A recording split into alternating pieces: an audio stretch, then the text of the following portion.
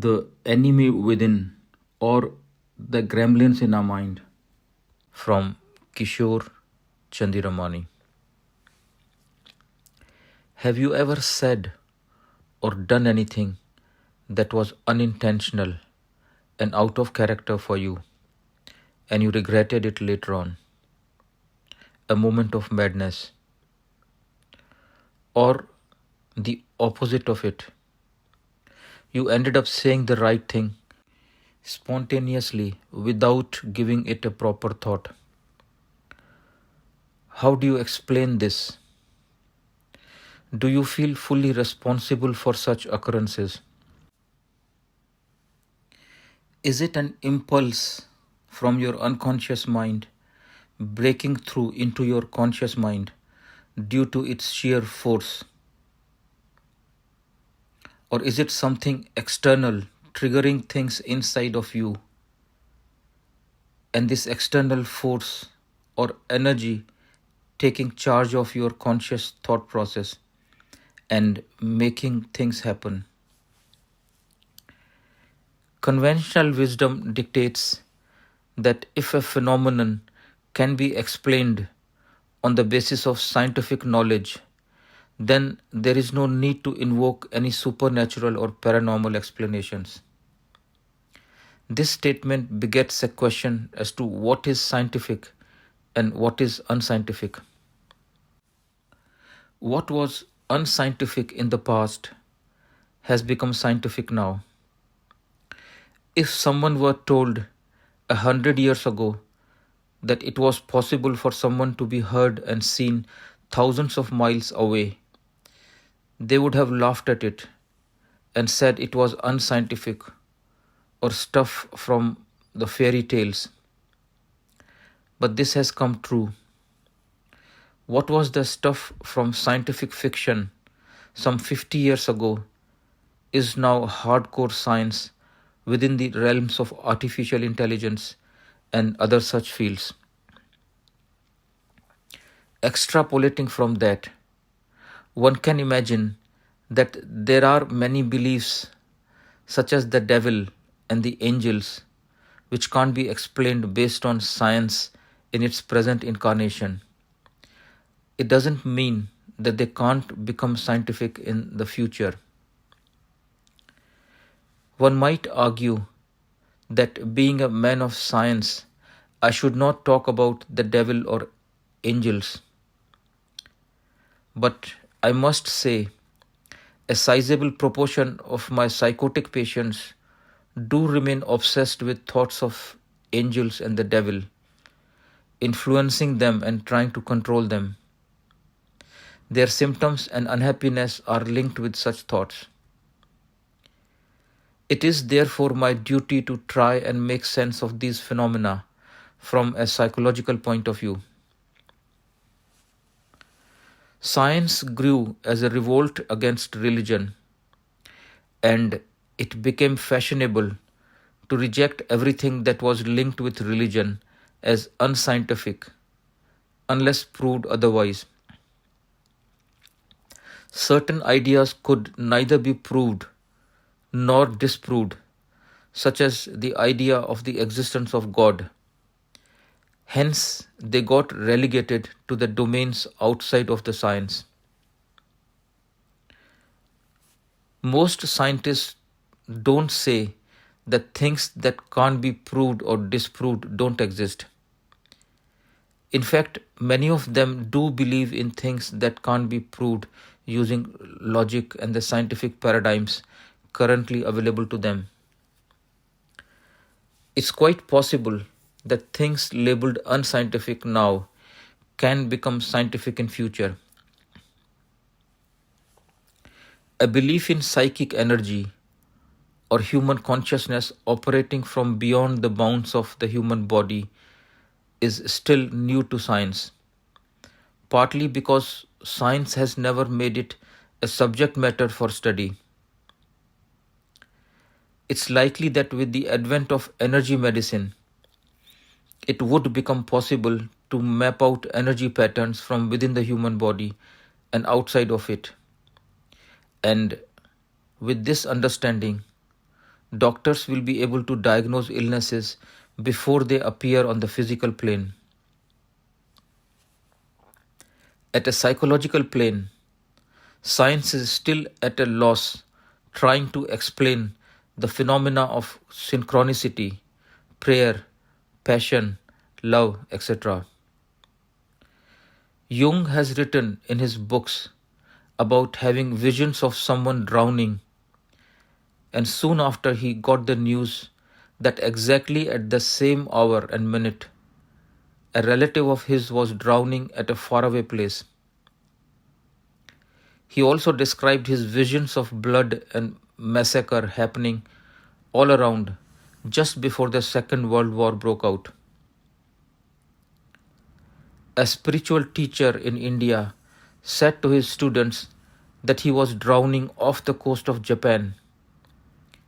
And later that day, it was in the news that a ship had sunk in the sea off the coast of Japan. I believe all these phenomena can be explained scientifically when scientific theories and methods become more advanced. Modern psychology has understood the human mind in terms of the four categories of the mind, that is, conscious, preconscious, unconscious, and the collective unconscious, assuming that good and bad elements exist at all these four levels. According to spiritual traditions, there is something called superconscious, which opens the possibility of moving upward as well, not just digging into the unconscious. In the Eastern traditions, these are called samadhi states, and in Christianity, the Christ consciousness or the Holy Ghost. Science has not yet acquired a reasonable understanding of human consciousness and all its variants. They have tried to relegate all such phenomena to the realm of the unconscious. Hence, Jung had to invent a term called collective unconscious, and he attributed a higher level of intelligence and positivity to it, which was not the case with psychoanalytic theories before him. Science has now proved that no individual is an island, and the boundaries between the physical structure of an individual and their environment are not that firm. We breathe the same air, share millions of bacteria, chemicals in water and in the food supply, and there is a constant exchange of physical elements between the individual and their environment. Transpersonal psychology reminds us that psychologically also we are deeply connected with people in the transpersonal space, which has the potential of enriching us or depleting us.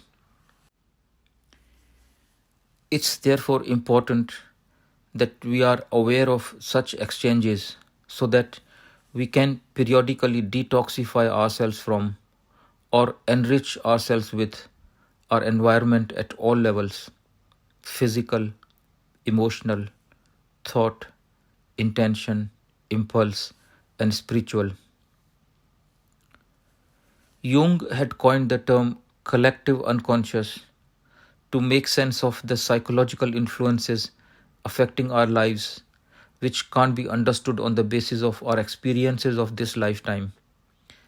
And we are governed by certain archetypes which are located in the collective unconscious. But one would like to know, from where has the material in the collective unconscious come? There must be several input and output channels connecting the collective unconscious with us as well as other beings. If we and everybody else is connected with the collective unconscious, which does not have firm boundaries, what are the chances that we are safe from the negative energies held up there? Powerful stuff is coming into our minds that we have not created. and it's not a part of our history and is influencing us in a big way. It's quite possible that what religious people call the devil is in fact nothing but a part of our collective unconscious, and we are getting influenced continually, daily, and this influence impinges on our conscious mind from outside of our personal being. From a scientific point of view, what we call angels or evil spirits may not be living beings but masses of energy that filter through our unconscious and conscious minds. And if one just wants to study the unconscious and collective unconscious minds, they have found a conscious explanation of these out of character occurrences. But that doesn't seem to be a complete explanation. Why and from where, in the first place, these forces enter the collective mind? What external forces the collective unconscious mind is subjected to?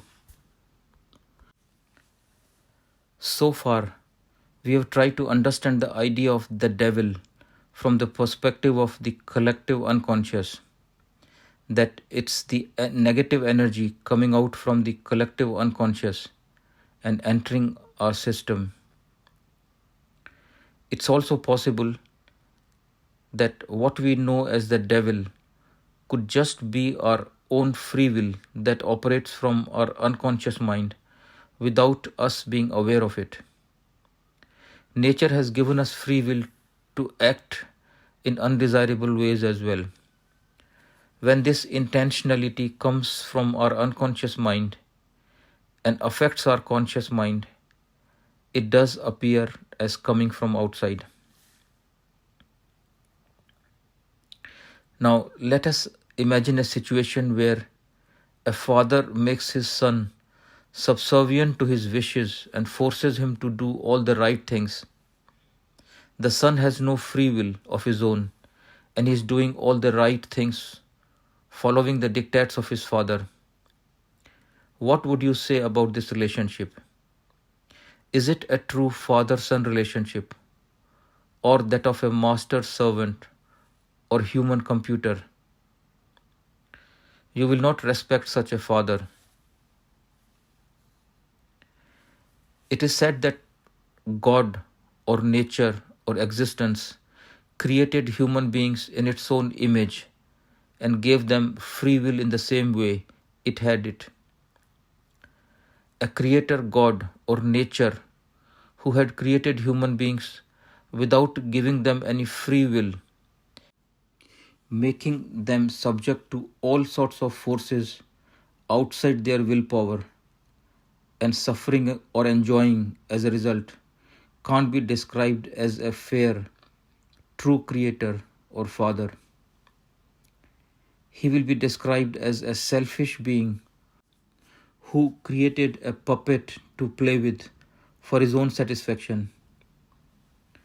On the other hand, to be compelled to do things by the dictates of your own instincts and habits is also not freedom. To be good because you have been so for a long time, and to refrain from evil because you are accustomed to doing so, is also not freedom. Yogananda has said in his book, The Second Coming of Christ, God gave independence to the human soul as well as to other cosmic beings, and exercising their free will, some of them chose to turn against God. He further describes in the same book, God could destroy the negative forces, that is Satan, even now, and free us at once from the thraldom of earthly miseries, imperfections, broken hearts, and death by using his almighty material force. But he would not do that because that would be taking away our independence. Since God gave independence to man, he can free them only through teaching them the right use of their own power of free choice. Yogananda further says, God is continuously trying to use the superior force of His love, expressed as the parental, friendly, filial, and all surrendering pure conjugal love, to coax the man to forsake his cooperation with evil, which helps and strengthens it to destroy him. Yogananda says, even if the conscious evil force of Satan does exist, it could not influence our minds if we did not mentally accept it. It's better to know all the lures of evil and the ways to combat them than to be blind and deny their existence. Knowledge only, and not indifference, can produce final emancipation. The great drama of cosmic existence has endowed human beings with free choice and the power of reason. Humans, who are the image of God, have the same liberty and free choice in their sphere as God the Father has. I have come across people who believe in angels but not in the demons, although from a scientific point of view, one must stretch one's imagination equally to have a belief in angels as well. Now, let us examine things from a scientific point of view. Let us imagine there is no God or a creator, but just a creation. There is cosmic energy with its all-pervading positive and negative forces. We don't have to invoke the idea of God or the devil for that. The negative energy of the physical plane is poisonous plants, bacteria, the viruses, harmful animals, psychopathic human beings, computer viruses, etc. On the psychological plane, our own unconscious mind has negative forces that can't be eliminated without transcending our human nature. These negative forces that are stored in our unconscious mind have intentionality of their own and don't need permission from our conscious mind to counter or overpower our conscious thinking process. A weak conscious thought process, which will result from not exercising our free will properly, will make us a sitting duck that can be attacked anytime by the intentionality of our unconscious mind. We often understand the devil and angels from movies and print literature, where things are blown out of proportion to have an effect. The reality is not as horrible or as miraculously good as we read in the literature and see in films. A careful examination of our everyday life will tell us that there were times we were protected from a disaster by a quick decision or impulse on our part that we can't claim credit for. Or we come out with a single statement, unintended and not thought through properly, that spoils the whole deal for us, or kills a project that we were looking forward to very much, or damage our reputation. At times, we have a wonderful time in certain situations, gatherings and outings with certain people. There is magic in the air. And if you want to recreate the same magic by meeting up again with the same people at the same place, the magic has gone. Some stage actors and speakers have reported their experiences whilst performing on stage. They ended up saying something profound that they had not planned to say. And if we ask them to repeat the same performance for the next show or speech, they will not be able to do so. Many spiritual leaders don't plan anything in advance for their public speeches. They just turn up and say what comes to their mind, being in total surrender mode to nature, in line with what Jesus said. Don't worry about what and how you are going to say. It will be given to you in that hour. Perhaps these phenomena can also be easily explained by a psychoanalyst based on the workings of the unconscious mind. Once I asked my teacher, "Do ghosts and angels exist?" He simply said, "The scientific evidence is overwhelmingly against such an idea, but the public belief is overwhelmingly in favor of it." The notion of higher forces, good and bad, influencing our lives is deeply rooted in our minds, and total denial of them would be tantamount to denying a part of our being. Perhaps scientific research in future in this area will be able to resolve this mystery for us. Thank you.